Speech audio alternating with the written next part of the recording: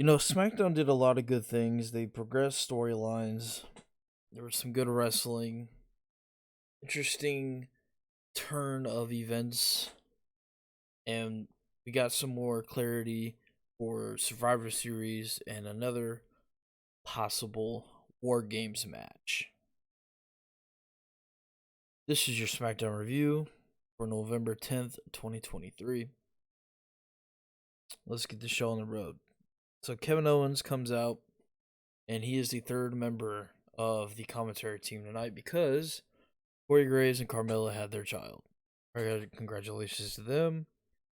Kevin Owens is wearing a tie, and he's still dressed how he normally is dressed. Now, I'm not a big fan of three-man booths in wrestling. I just don't think it's necessary unless the three announcers are good. And let's just say, Michael Cole is Michael Cole. And Kevin Patrick, I'm sorry, but he's not good to me. And you just throw in Kevin Owens, just gonna say,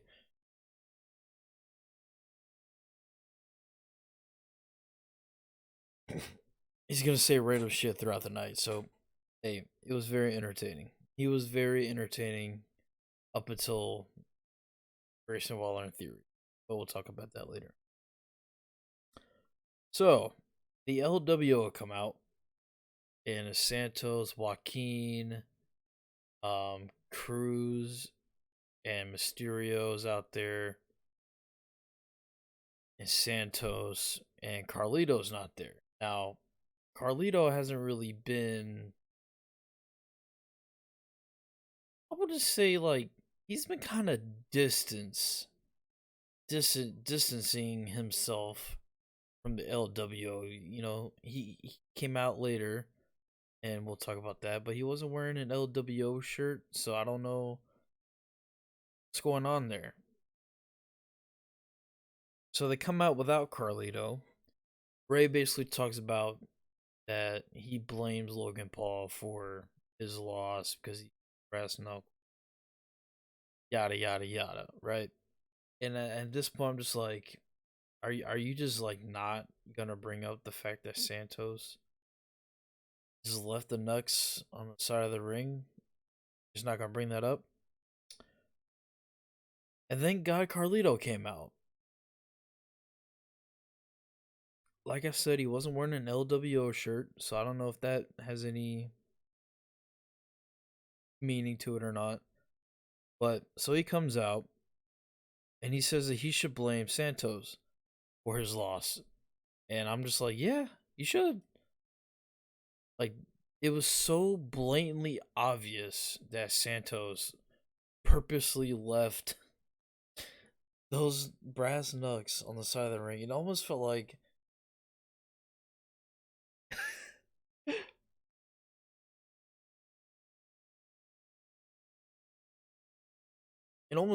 he like did it on purpose, and it was so awkward how it came off on TV. So, and then once he says that he should blame Santos for his loss, they all start arguing with each other. And then Santos says, as he leaves the ring, that you always choose him over me, or something along those lines. And I'm just like, what? Since when has Ray ever showed any favoritism towards Carlito? Ever? What? Every time Ray has a tag team match, Santos is his partner.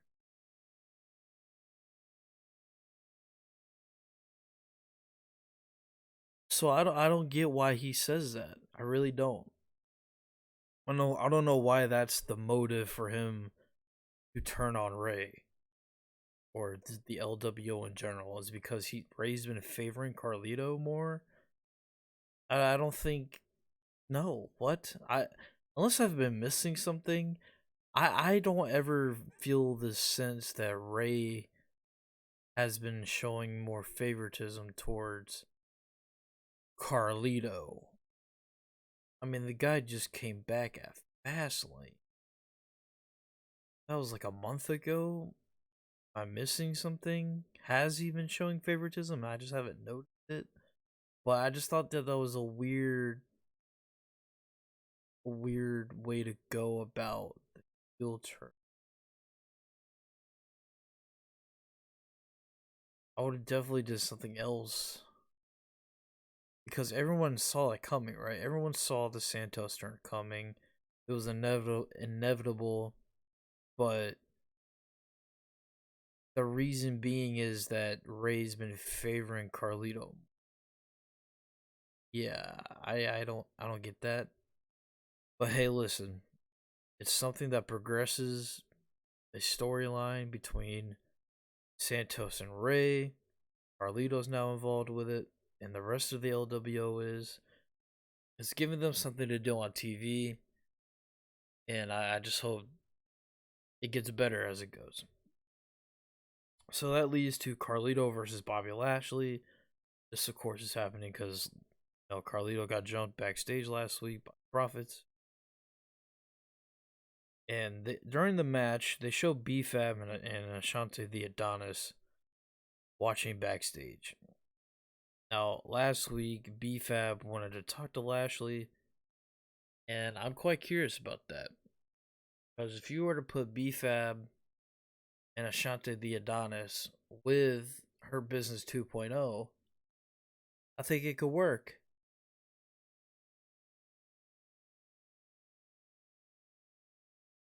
Look, it gets a female in the group. You can just do the talking, whatever. Look, Ashante the Adonis is the best part about Hit Row. He really was. He's the best wrestler. He's confident on the mic. And B-Fab is just B-Fab. She is what she is. So, when we get towards the end of the match, the Street Profits and the LWO brawl around ringside.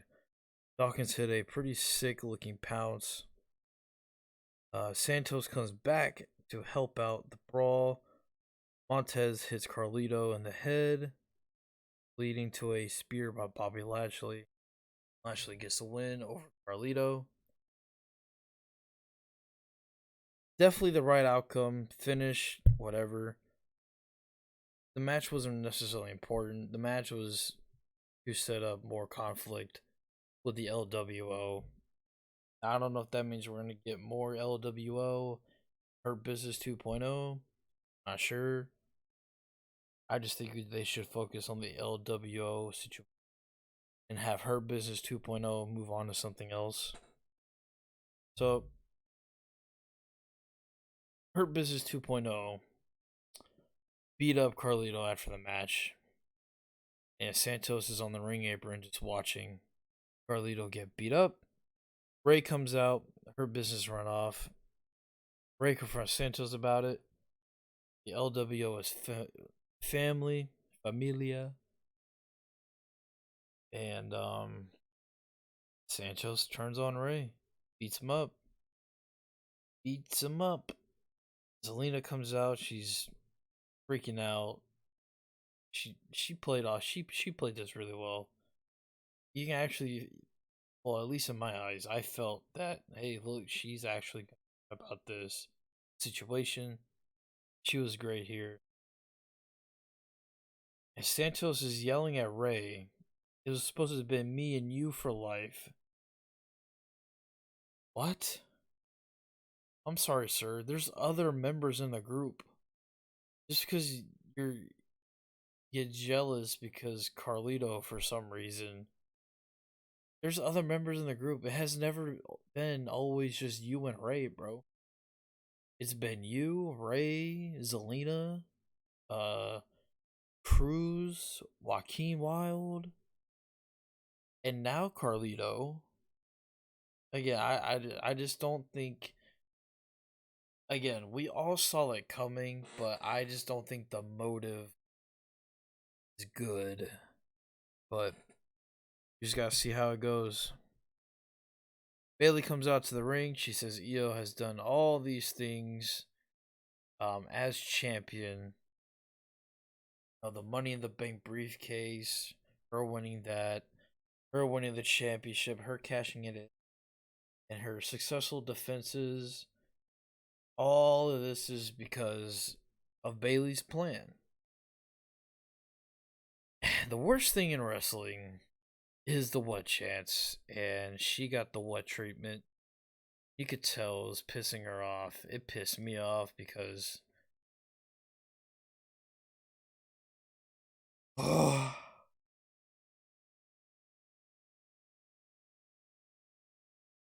I just wish that the what chance would be banned, and the only person you're allowed to do what chance with is Austin, and that's it. But yeah, she got a bad case of those. Io comes out with Kyrie and Dakota. Io said that she also had a plan to retain her title against Bianca. And in my head, I'm just like, okay, well, if you had another plan, why not consult with Bailey?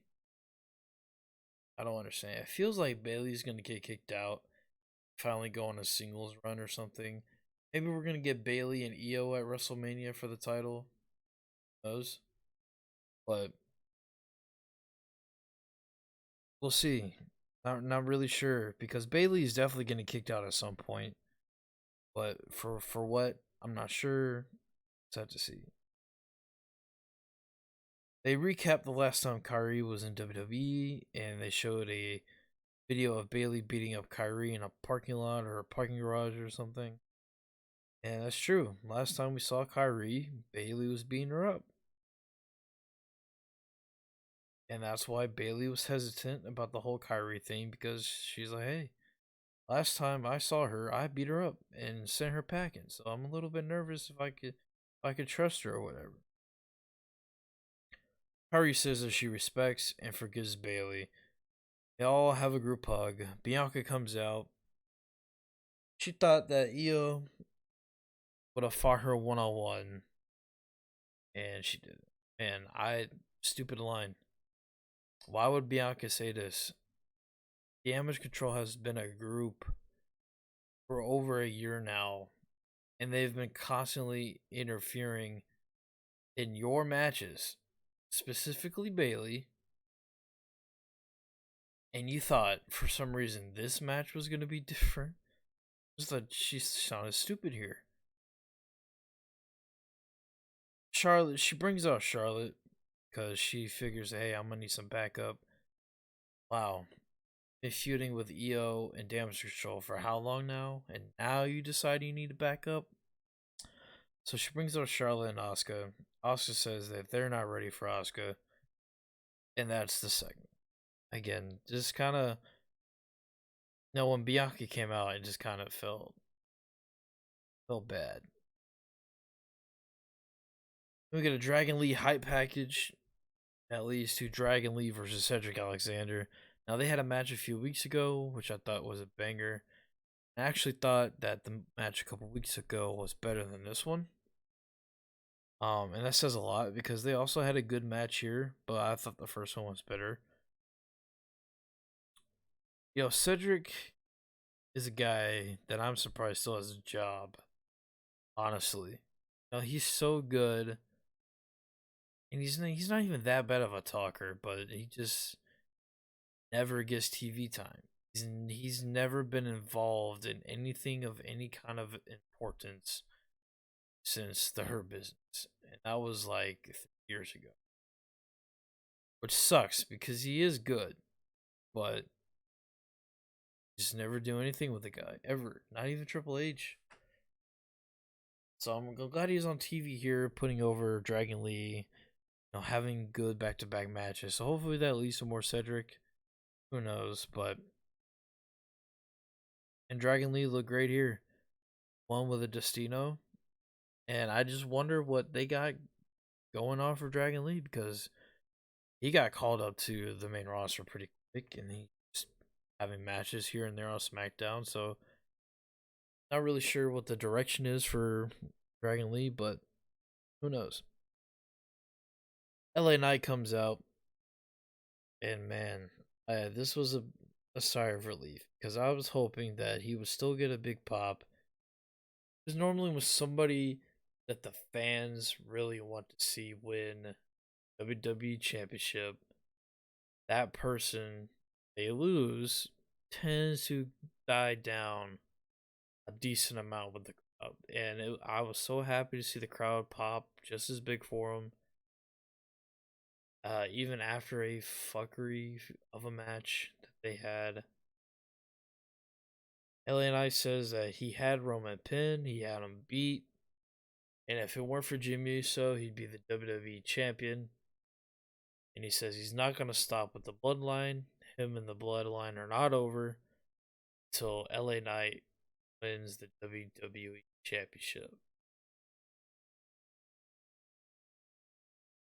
I will say this. If there's anybody in the company that should win that title right now, or the only person they should even consider taking that title off Roman Reigns for, is LA Knight. Man, fuck Cody. Cody's gonna be over no matter what he does in WWE. Cody doesn't need the world championship to solidify himself as a superstar, because he is a superstar. And listen, LA Knight is the guy, in my opinion, that needs to be a Roman to take that title. So I mean, so what? He's 40. Who cares? They gave the belt to Goldberg twice. Like, who gives a fuck about the age? There's no one else who has been built up or is ready for something like this other than LA Knight. Guy has done all this shit on his own. They finally just went with it and it's gone insane. This guy needs the belt at some point. I think it just has to be LA Knight. Because who else is gonna build themselves up like this on their own from scratch to the point that gets the biggest reaction every week out of anybody on any show? The crowd is so invested to him every time he speaks.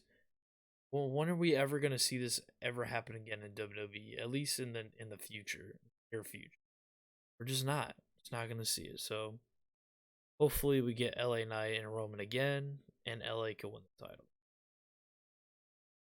Grayson Waller comes out, and man, this just wasn't good, man. Grayson Waller and Theory are just not. They're not doing anything for me. Nothing. And it sucks because I think Theory can be way much better than what they have been having him doing this whole year as a whole. Yeah, sure he beat Cena, but what has happened after that? Nothing. He lost his championship. So I just don't know. Um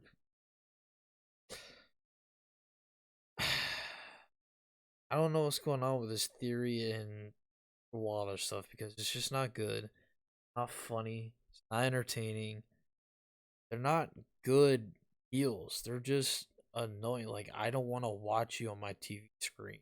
I boy. I I wish I could just appreciate their efforts on trying to be good heels, but they're just not doing it for me. LA Knight makes a couple funny puns, saying Grayson. He's surprised that Grayson's allowed with 60 yards from a school, and calls kangaroo jackass because he's Australian, etc. A decent back and forth, but they have a match because Grayson says some stuff on Twitter.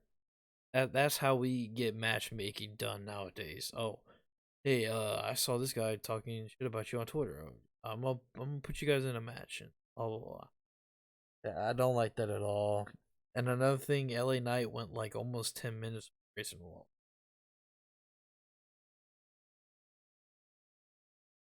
I have an issue with that. LA Knight just came off one of the best performances he could produce. You know, I said this in the Crown Jewel review.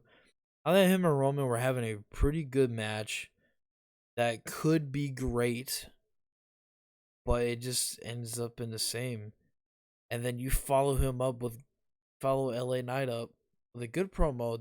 He cut a really good promo on Waller, but to have a match against a guy because he says some stuff on Twitter, and then you almost go 10 minutes with Waller.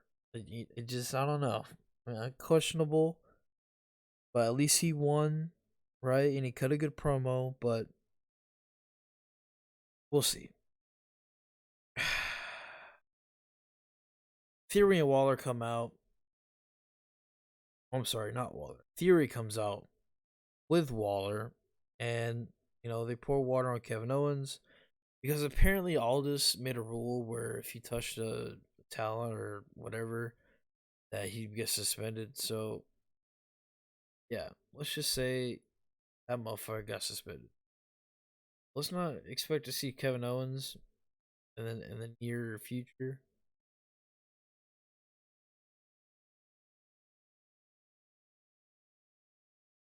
We go to Jimmy Uso backstage. This part was hilarious. He accepts LA Knight's challenge for next week, and he says yeet. And the second after he said yeet, he gets a phone call from Roman and tells Jimmy to say not yeet. So Jimmy looks in the camera and says, not yeet. That was hilarious. Pretty funny. I got a chuckle out of it. Really convenient that Roman just calls him as soon as he finishes the letter T and yeet. But yeah. So Jimmy and LA Knight next week. LA Knight can right the wrong. There's no reason whatsoever to pin LA Knight next week against Jimmy. So hopefully they do the thing. The rest of the story. Main event time. Damage Control, Bailey, Io Sky, and Kairi Sane versus Asuka, Bianca Belair, and Charlotte Flair. I'm just gonna be honest. I thought the match, in-ring stuff, was bad in this match. Not a good match at all. But when you look at the heel turn that Asuka did, because Bianca's reaching out for the tag, and Asuka does the oh, I'm gonna tag you. I'm not going in this. So she turns her back on Bianca Belair and Charlotte. And she convinces Io Sky to hug her, and then Kyrie, and then eventually they all group hug. So apparently, Asuka is a member of Damage Control, along with Bailey, Io, and Dakota, and Kyrie Sane. Yeah, that's a lot of talented women. Bailey, Io, Asuka, Kyrie. I know I forgot one, but pretty stacked right there. But yeah, man, this match was just not good. Not good at all. Bianca turns heel on Bianca, and they all beat up Bianca and Charlotte. Shotzi tries to make the save, but she gets beaten up, and Damage Control stands tall as the show goes off the air. So, again, that was a good episode of SmackDown with a terrible main event match and a decent, intriguing angle towards Survivor Series. So now this obviously sets up a potential War Games match between Damage Control and Bianca, Charlotte, and I guess now, damn, that's Shotzi. So yeah, Bianca, Charlotte and Shotzi, but that still leaves what, five people left, right?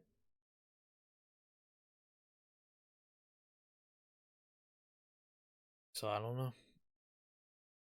That was a SmackDown review for November 10th, 2023. Again, okay episode, terrible main event match. Questionable stuff, but not too questionable. Just questions that will be answered within the coming weeks that I'm just impatient for.